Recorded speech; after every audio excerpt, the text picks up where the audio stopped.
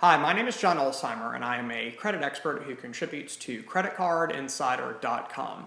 And today's question is this: how do the credit reporting agencies get and keep your information? That's an excellent question. That's something that not a lot of consumers are privy and understand how this information actually makes it from your bank all the way to the credit reporting agencies. Believe it or not, it is an entirely voluntary system. There is no requirement for any bank, credit card issuer, mortgage lender, student loan lender to send any of your information to any credit reporting agency at any time.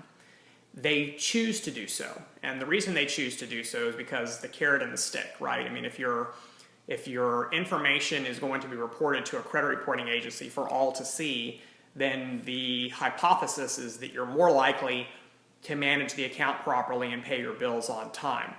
The credit reporting agencies essentially act as massive data warehouses, and they will gladly accept information from what's referred to as a data furnisher. And a data furnisher in almost every single scenario is going to either be a collection agency or some sort of a financial institution like an auto lender or a credit card issuer. The credit reporting agencies do not pay any bank to report information to them. However, they make money because they're taking this information and homogenizing it and combining with the information sent to them by other banks to create this credit report about you. And then they take that information and then they sell it to other lenders, to insurance companies, to utility companies, to employers, to you. In some cases, if you want to get a copy of your own report, you end up buying it. So it's a very interesting business model. They have very low cost of goods, and then take this information and then turn it right around and sell it back to the people who gave them the information at no cost in the beginning. The minute something is reported to the credit reporting agencies, you have a considerable amount of rights under the Fair Credit Reporting Act. The information has to be accurate, and if you do not believe that it is accurate, you have the right to challenge the information with the reporting agency. And their obligation, because they are keeping your information, is to perform a reasonable investigation if you challenge some aspect of the account that they're maintaining. So you may challenge whether or not it's yours. You can challenge the balance. If it has some sort of derogatory account history associated with it, you can certainly challenge that information. And when you do challenge this information, the credit reporting agencies will then contact the furnishing party, again, either a bank or a collection agency, and they'll basically ask them, hey, look, we got a dispute from John. He's saying that the balance is incorrect. Can you please verify the current balance? And then the bank also has an obligation to perform a reasonable investigation and then send back a correction if one is warranted. And then the credit bureaus, as the stewards of the information, have to update their file and then send you a copy of the report. And all of these things that I just went through are free. There's no cost involved with doing any of this. You can do it on your own at no cost at all.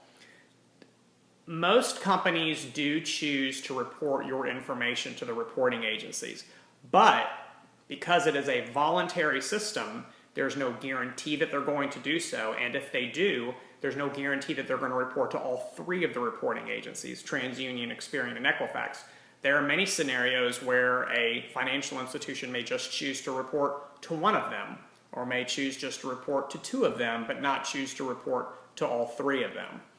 If you're going to report something to a credit bureau, you have to have an account with them. It's not just the wild, wild west where people are sending information into the bureaus and the bureaus are posting it on your report. You actually have to have a contract and an active account and essentially certify that you're a valid service provider, that you have permission under the Fair Credit Reporting Act to pull credit reports, and you're going to comply with the obligations of the Act if you do choose to send information to the bureaus. So it's not as simple as just anybody can report information. Like, for example, if you're living in someone's house and they're renting a room to you and you miss your rent for 1 month, they just can't pick up the phone and call a credit bureau and stick that on your credit report. It's considerably more complicated than that. And of course, you as the consumer have the right to see what's on that report whenever you want to see it. You can go to annualcreditreport.com and pull a copy of it. You can pull it from all three of the reporting agencies once every 12 months at no cost. There are also a variety of other websites that will gladly give you a credit report at no cost as well. Depending on what state you live in, there may actually be some state rights that you've got that will give you additional free copies of your credit reports annually rather than just the one copy you get pursuant to federal law at annualcreditreport.com. Point being is that you should be engaged with the information on your report because it is a voluntary system. You never really know what's going to be on it until you actually pull it and see it. And really the only way for the reporting agencies to know that something is wrong is for you to tell them, hey look, something on my report is wrong, please go ahead and correct it. So if you have any other questions pertaining to credit or financial topics, then please submit them to Credit Card Insider or in the comments section below. Thanks for watching and have a nice day.